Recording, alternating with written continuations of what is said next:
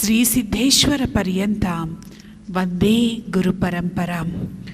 జగన్నాథుడైన నారాయణకు జగద్గురువులైనటువంటి ఆదిశంకర భగవత్పాదాచార్యుల వారికి మా శ్రీశక్తిపీఠ వ్యవస్థాపకులు, అదిగో అక్కడ కొలువై ఉన్నటువంటి జగద్గురువులు శ్రీ శ్రీ శ్రీ సిద్ధేశ్వరానంద భారతీ మహాస్వామి వారి పాదపద్మములకు ప్రణమిలుతూ, ఆరక్తజిహ్వాం వికటోగ్రదంష్ట్రాం శూన్యాంబరాం సుందరకోమలాంగీం కరత్రిశూలాం గళముండమాలాం కాళీం కరాళీం సతతం భజామి.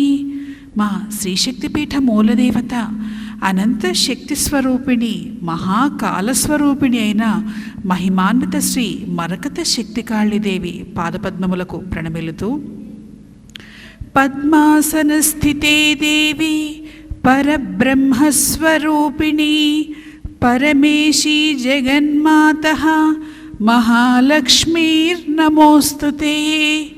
జగన్మాత పద్మాసన స్థితివైనటువంటి పరబ్రహ్మ స్వరూపిణి శ్రీ లక్ష్మీ పరమేశ్వరి పాదపద్మములకు ప్రణమిలుతూ, ఐశ్వర్య లక్ష్మి స్వర్ణ కుబేర ఉత్సవాలను మనం జరుపుకుంటూ ఉన్నాం. ఇవాళ నుంచి సోలాపూర్ ప్రాంతంలో ఒక 3 రోజుల పాటు కార్యక్రమాలు చేయాలి, జరపాలి అని మన వాళ్ళు అడిగారు నన్ను.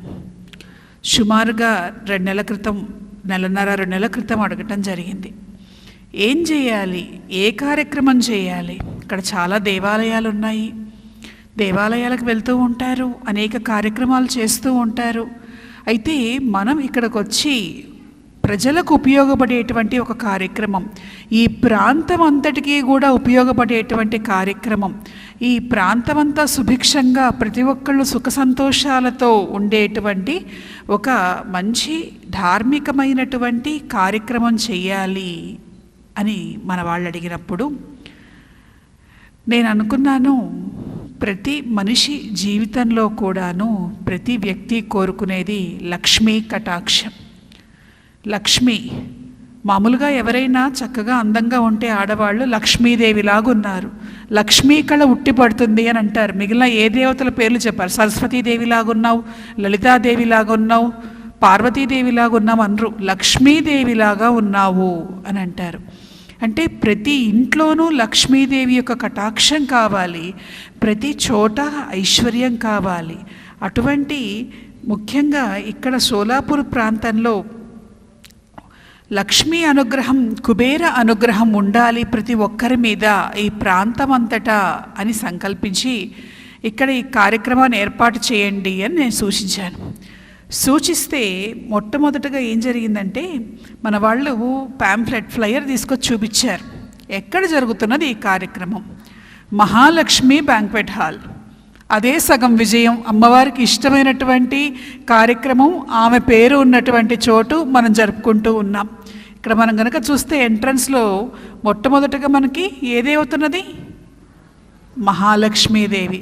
అంటే మనం కోరుకొని కాదు, అమ్మవారు ఇష్టపడి చేయించుకుంటున్నటువంటి కార్యక్రమం ఈ ఐశ్వర్య లక్ష్మి కుబేర మహోత్సవ కార్యక్రమం. ఇందాకే వర్షం గురించి, ఎండ గురించి కాస్త విన్నారు. అయితే ఎండాకాలం బాగా ఎండలుగా ఉన్నాయి. ఈ కార్యక్రమం జరిగేటప్పుడు మామూలుగా అయితే పొద్దున హోమకుండం దగ్గర వేడిగా అనిపించిందా? కూర్చున్న వాళ్ళకి అనిపించిందా? కొంచెం అనిపించి ఉంటుంది. అదే బాగా ఎండగా ఉంటే అసలు కూర్చోలేం. ఎన్నింటికి చేసాం హోమం? అభిజిత్ ముహూర్తంలో మొదలు పెట్టుకున్నాం, 12 దాటింది, గంటన్నర చేసుకున్నాం హోమం. అయితే పొద్దున వర్షం పట్టడం గురించే చెప్పారు. ఆ వర్షం ఆగటం కోసం కూడా మన వాళ్ళు కొన్ని చేయటం జరిగింది. అంటే ఎలా ఉంటుందంటే, ఎండగా ఉన్నప్పుడు వర్షం పడితే బాగానే ఉంటుంది, కానీ ఆ వర్షం మనం అనుకునేటువంటి కార్యక్రమాలకు ఎప్పుడూ కూడా అడ్డుపడకుండా ఉండాలని కోరుకుంటాం కదా. అలా ఇవాళ ఉదయం కూడా నేను తుల్జా భవానీదేవి దర్శనం చేసుకొని వచ్చాను. చేసుకొని వస్తే వర్షం పడుతున్నది. ఇప్పటి వరకు, ఇందాకటి వరకు పడకుండా ఉండాలని, వర్షం పడకుండా ఉండాలని అమ్మవారికి ఏదో పూజారి చేయించాం మన వాళ్ళు అని చెప్పారు. అయితే నేను అన్నాను, మామూలుగా ఏదైనా ఒక కార్యక్రమం చేసేటప్పుడు పొద్దున పుణ్యాహవచనం చేయించారు మన వాళ్ళు. ఈ స్థలమంతా శుద్ధి చేయటానికి.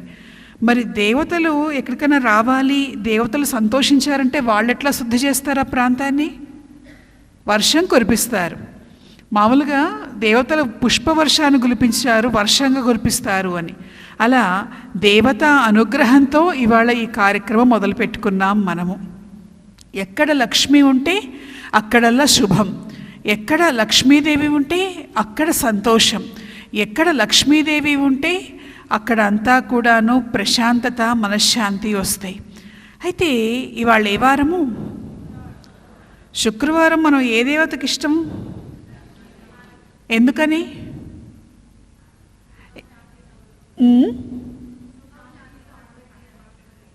సరే, నేను ఒకటి చెప్తా వినండి, అవునో కాదో తెలుస్తుంది.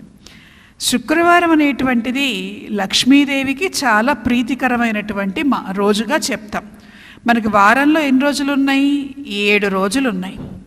7 రోజుల్లో ఆదివారం నుంచి సోమవారం, మంగళవారం, బుధవారం, గురువారం, శుక్రవారం, శనివారం. అయితే ఒక్కొక్క రోజు ఒక్కొక్క గ్రహం పేరుతో మనకున్నది ఉన్నదా? ఆదివారం అంటే మామూలుగా సంస్కృతంలో చెప్పేటప్పుడు భానువాసరం అంటే సూర్యుడికి సంబంధించిన రోజు. సోమవారం ఇందువాసరే, చంద్రుడికి సంబంధించినటువంటి రోజు. మంగళవారం భూమిస్థుడైనటువంటి కుజుడు, భౌమవాసరే, కుజుడికి సంబంధించినటువంటి రోజు. ఇలా చెప్పుకుంటూ ప్రతిరోజు కూడాను సంస్కృతంలోకి వచ్చిన ఆ గ్రహానికి సంబంధించిన రోజుగా చెప్పుకుంటాం. కానీ శుక్రవారం గురించి పొద్దున మీరు సంకల్పం చెప్పేటప్పుడు భృగువాసరే అని చెప్తారు. భృగువారము, భృగువాసరే. మరి అదేంటి? శుక్రుడు కదా. ఇప్పుడు పోనీ గురువారం ఉన్నది, బృహస్పతి వాసరే, దేవగురు పేరు చెప్పుకుంటున్నాం. మరి శుక్రవారానికి శుక్రవాసరే అనో శుక్రాచార్యుల యొక్క పేరు లేదేమిటి? ఎందుకని? ఆయన రాక్షస గురువు అని లేదా? రాక్షసుల గురువు అని పెట్టలేదా? ఎందుకు పెట్టలేదు? భృగువాసరే అని అంటున్నాం. పోనీ ఆయనేమో రాక్షసులకు గురువు. శుక్రవారం అంటే శుక్రుడు అధిదేవత అని చెప్పుకుంటున్నాం, కానీ సంస్కృతంలోకి వచ్చేటప్పుడు భృగువాసరే అంటున్నాం. మరి రాక్షసుల గురువైనటువంటి శుక్రాచార్యులు ఆయన పేరుతో వచ్చినటువంటి రోజున లక్ష్మీదేవికి ప్రీతికరమేమిటి అని అంటే దీనికి ఒక అద్భుతమైనటువంటి సంఘటన మన పురాణ వాంగ్మయంలో మనకు చెప్తూ ఉన్నారు. మనకి శుక్రాచార్యుల వారు భృగు మహర్షి యొక్క కుమారుడుగా జన్మించారు. భృగు మహర్షికి కావ్యమాత అనేటువంటి ఆయన భార్యకు కుమారుడుగా జన్మించాడు. భృగువంశంలో పుట్టినటువంటి వాళ్ళను భార్గవులు అనేటువంటి పేరుతో పిలుస్తారు. అయితే అదే భృగువంశంలో మరొకళ్ళు పుట్టారు. ఎవరు పుట్టారు అనంటే లక్ష్మీదేవి పుట్టింది. ఎందుకు పుట్టింది అనంటే దానికి 2 రకాలైనటువంటి సంఘటనలు చెప్తారు. 2 జరిగాయి.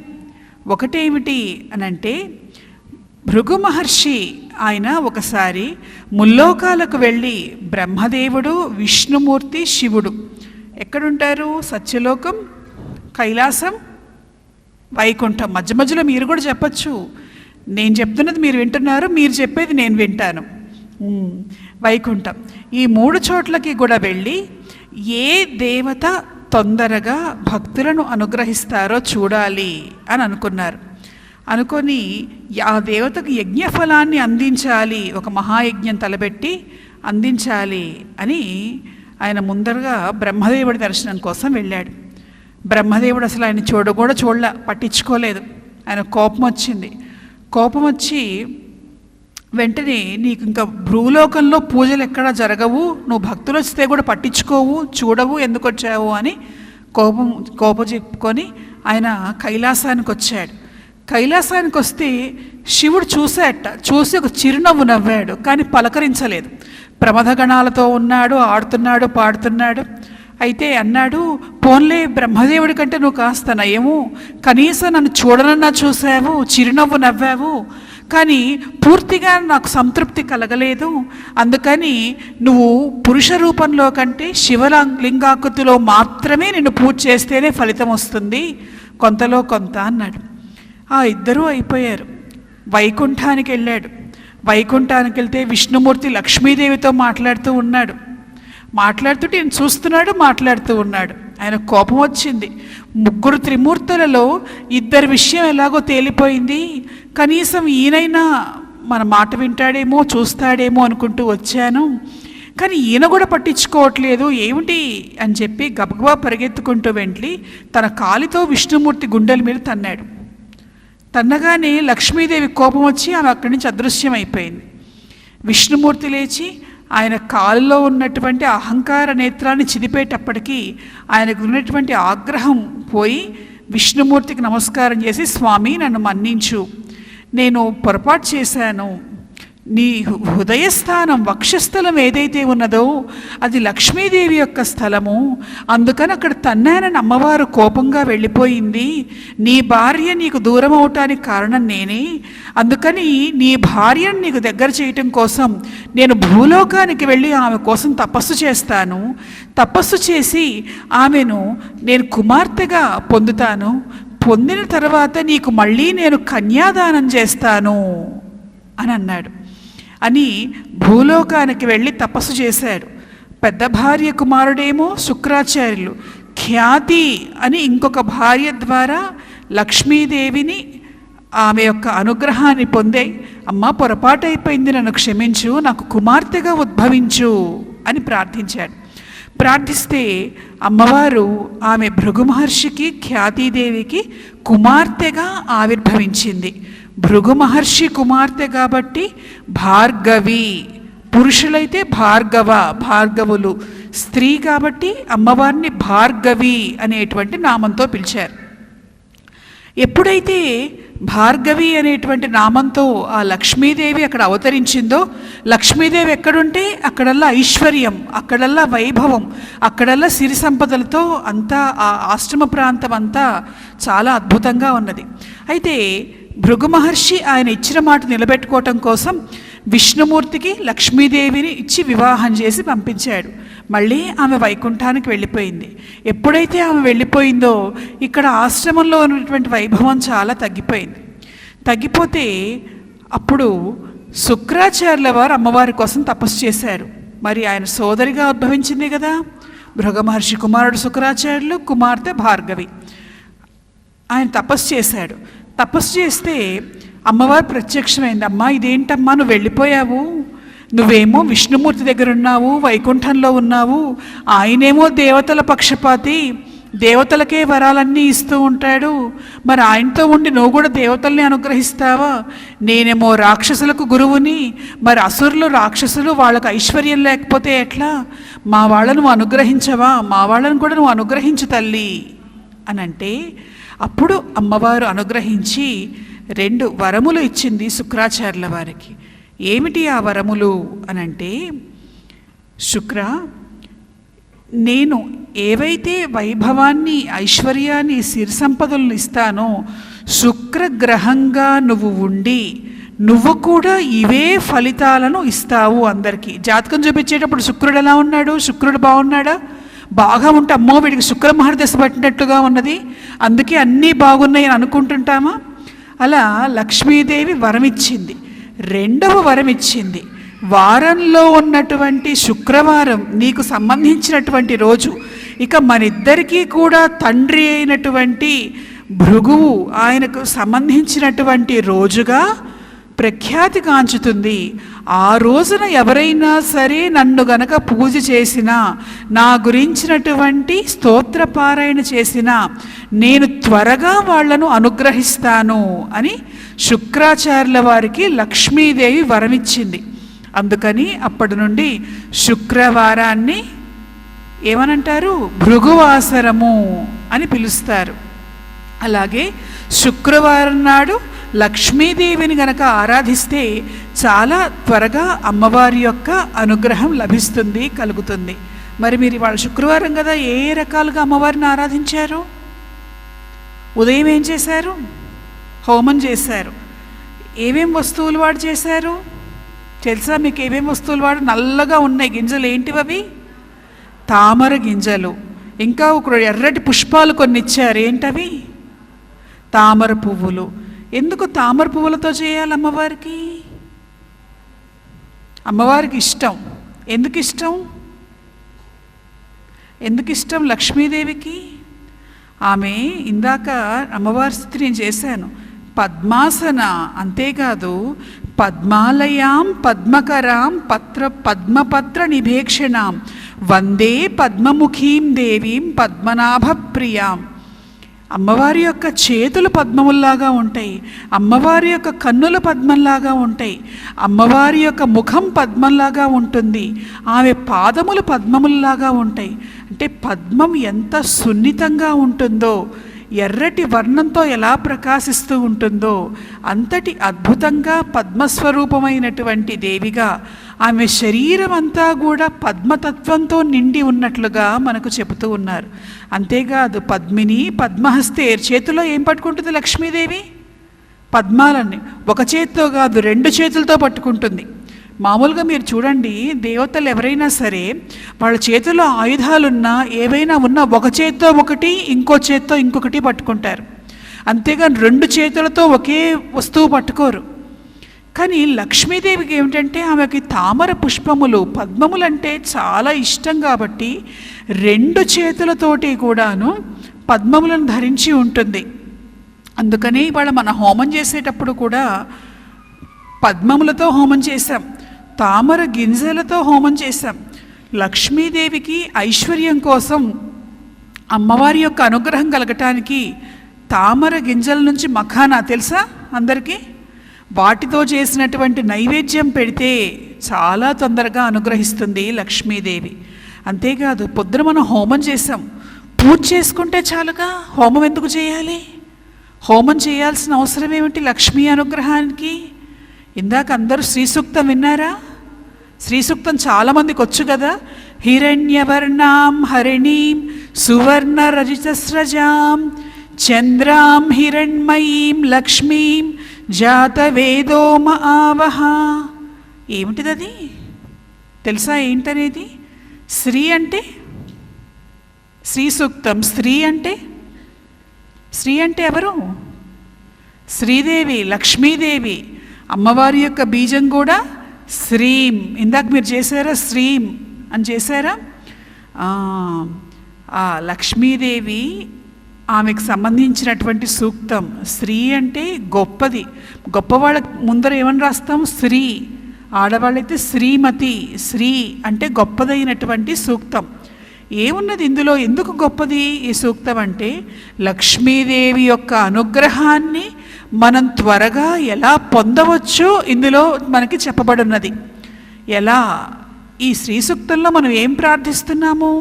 హిరణ్యవర్ణాం హరిణీం సువర్ణ రజితస్రజాం, బంగారు వర్ణంతో ప్రకాశించేటువంటి హరిణీం, ప్రకృతి స్వరూపిణి, సమస్త పాపములను కూడా హరింపజేసేటువంటి చంచలమై. హరిణి అంటే జింక, లేడీ, పరిగెడుతూ ఉంటుంది చంచలంగా.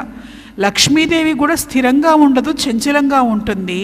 అటువంటి హరిణి అమ్మవారు సువర్ణ రజతస్రజాం, బంగారు వెండి దండలను ధరించి, చంద్రాం హిరణ్మయి, చంద్రుడిలాగా బంగారు రంగు కాంతులతో ఉండేటువంటి లక్ష్మీదేవిని జాతవేదో మా ఆవహ, ఓ అగ్నిదేవ నువ్వు మా కోసం పిలువు అని అగ్నిదేవుణ్ణి ఇందులో ప్రార్థిస్తున్నాం. లక్ష్మీదేవి నువ్వు రా తల్లి అని అడగట్లేదు. అగ్నిదేవ నువ్వు లక్ష్మీదేవిని తీసుకొని రా అని ప్రార్థిస్తున్నాం. మరి అగ్నిదేవుడు లక్ష్మీదేవిని తీసుకురావాలంటే ఎలా తీసుకొస్తాడు? ఏం చేయాలి మనం? పొద్దునేం చేశారు మీరు? అగ్నిదేవుడు ఎక్కడుంటాడు? అగ్నిలో ఉంటాడా? పొద్దున హోమకుండంలో ఉన్నాడా? దేదీప్యమానంగా వెలిగాడా? మీరు వేసిన ఆహుతులన్నీ తీసుకున్నాడా? తీసుకొని ఎవరికిచ్చాడు? ఇవాళ లక్ష్మీదేవికి ఇచ్చాడు. ఈ శ్రీ సూక్తంలో కూడా అదే చెప్పారని చెబుతూ, ఎలాంటి లక్ష్మీదేవి కావాలి మనకి అనంటే, తాం మా ఆవహ జాతవేదో లక్ష్మీం మనపగామినీం, ఎక్కడికి వెళ్లకుండా ఉండేటువంటి లక్ష్మీదేవి కావాలి. ఇలా పిలిచాం కదా అని ఇలా వచ్చి అలా వెళ్ళిపోతే ఎలా? వెళ్ళకూడదుగా. స్థిరమైనటువంటి లక్ష్మీదేవి కావాలి. లక్ష్మీం మనపగామినీం, అలాంటి లక్ష్మీదేవిని తా మహాజాతవేదో, నువ్వు అలాంటి లక్ష్మీదేవిని ఆవాహన చేయి. ఆమె ఇక్కడే ఉండాలి. వచ్చి మాకేం చేయాలి? యస్యాం హిరణ్యం విందేయం గామశ్వం పురుషామహం, మాకు పురుషార్థాలు ఇవ్వాలి, అశ్వాలు ఇవ్వాలి, బంగారం ఇవ్వాలి, సిరి సంపదలు ఇవ్వాలి. అటువంటి లక్ష్మీదేవిని మా కోసం ఆవాహన చెయ్యి అని మనకి శ్రీ సూక్తంలో మనం అగ్నిదేవుణ్ణి దేనికోసమైతే ప్రార్థిస్తున్నామో అది ఇవాళ ఉదయం మనం అగ్నిలో లక్ష్మీదేవిని ఆవాహన చేసి తామర పుష్పములను వాటిని సమర్పణ చేశాం. అందులోనూ పద్మంలో అమ్మవారు ఒక రూపంలో అవతరించింది. ఏ రూపంలో చెప్పకపోతే నేను ఒప్పుకోను. తిరుచానూరు తెలీదా మీకు ఎవరికి? అక్కడ ఏ అమ్మవారు ఉంటారు? పద్మావతి అన్న పేరెందుకు వచ్చింది అమ్మవారికి? ఆకాశరాజుకి కుమార్తెగా అమ్మవారు వచ్చినప్పుడు ఆమె 1000 రేకుల పద్మంలో ఆవిర్భవించింది లక్ష్మీదేవి పద్మావతీదేవిగా. అంతేకాదు ఇవాళ అందరం కూడా వస్త్రములను ధరిస్తూ ఉన్నామా? ఈ వస్త్రములు మొట్టమొదటిగా మనకి ఎక్కడి నుంచి వచ్చాయో తెలుసా? మార్కండేయ మహర్షి నారాయణుడి గురించి హోమం చేసినప్పుడు ఎవరు వచ్చారు? ఏ ఋషి వచ్చారు?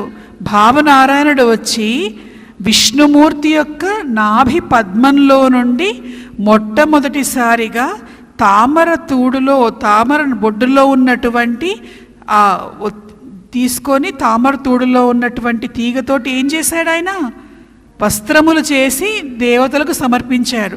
మొట్టమొదటి వస్త్రములు మనకి పద్మంలో నుండే వచ్చాయి. కనుక వస్త్రాలకి, ధనానికి, ఐశ్వర్యానికి, జ్ఞానానికి అన్నిటికీ కూడా ప్రతిరూపం ఏమిటి? పద్మం. అటువంటి పద్మంతో ఇవాళ మనం కనుక మధ్యలో హోమకుండం చూస్తే పద్మ ఆకృతితో ఉన్నటువంటి హోమకుండంలో మనం హోమం చేసుకున్నాం. అటువంటి లక్ష్మీదేవి, అలాగే ఎవరున్నారు ఇక్కడ? కుబేరుడు ఉన్నాడు, ఆయన పక్కన ఒక ఆవిడ ఉంది. ఆవిడెవరు? కొంచెం పెద్దగా చెప్పండి. చిత్రరేఖ, కుబేరుడు, ఐశ్వర్యలక్ష్మి ముగ్గురు కూడా మనకి ఇవాళ ఉదయం హోమంలో మనం వేసినటువంటి హోమ ఫలితాన్ని స్వీకరించి మనల్ని అనుగ్రహించారు. చివరిగా ఒకే ఒక్క సంఘటన చెప్పి, ఒక చిన్న కథ చెప్పి పూర్తి చేస్తాను. మనకి ఎంతమంది లక్ష్మీదేవులు ఉన్నారు? అష్టలక్ష్ములు. ఒక రాజ్యాన్ని పరిపాలించేటువంటి మహారాజు లక్ష్మీదేవి భక్తుడు. లక్ష్మీదేవి భక్తుడైతే ఆయనకు నియమం పెట్టుకున్నాడు. ఏమిటి ఆ నియమం అనంటే, లక్ష్మీదేవి యొక్క అనుగ్రహం ఎప్పుడూ ఉండాలి అని ఆ రోజు ఉదయం పూట లక్ష్మీదేవిని పూజించినటువంటి బంగారు కాసును తీసుకొని ఎవరైతే ఆయనకు మొట్టమొదటగా ఏదైనా ఒక వస్తువుని ఇస్తారో వాళ్ళకి ఆ లక్ష్మీదేవి ప్రసాదాన్ని ఆయన ఇవ్వాలి అని నియమం పెట్టుకున్నాడు. ప్రసాదం ఇస్తే దేవతా అనుగ్రహం ఎంత ఇచ్చిన వాళ్ళందరికీ వస్తుందా? ఇప్పుడు ఉదయం మీ అందరికీ రూపాయి కాసులు ఎందుకు ఇచ్చాం? లక్ష్మీ అనుగ్రహం. ఖర్చు పెట్టుకోవటానికి ఇవ్వలేదు, దాచిపెట్టుకోవటానికి ఇచ్చాం. దాచిపెట్టుకుంటే అమ్మవారి అనుగ్రహం ఎప్పుడు ఉండటం కోసం ఇచ్చాం. ఆయన ఏం చేసేవాడంటే అలానే ఆ బంగారు కాసును ప్రసాదంగా ఇచ్చేవాడు. అయితే ఒకరోజు పొద్దున్నే ఏం జరిగిందంటే, ఒక బ్రాహ్మడు వచ్చాడు. పాపం ఆయనకేమో ఆయన దగ్గర ఏమీ లేవు, కానీ మహారాజు ఏదైనా ఇస్తే బంగారు కాసు ఇస్తాడని ఆయనకు తెలిసి ఏం చేశాడంటే ఆయనకు ఆ డబ్బు కావాలి. అందుకని ఏమీ లేక తన పాత చెప్పులు తీసుకొని వెళ్ళి మహారాజుకి ఇచ్చాడు. ఆయన తీసుకొని ఆ బంగారు కాసు ఇచ్చాడు నియమాన్ని తప్పక.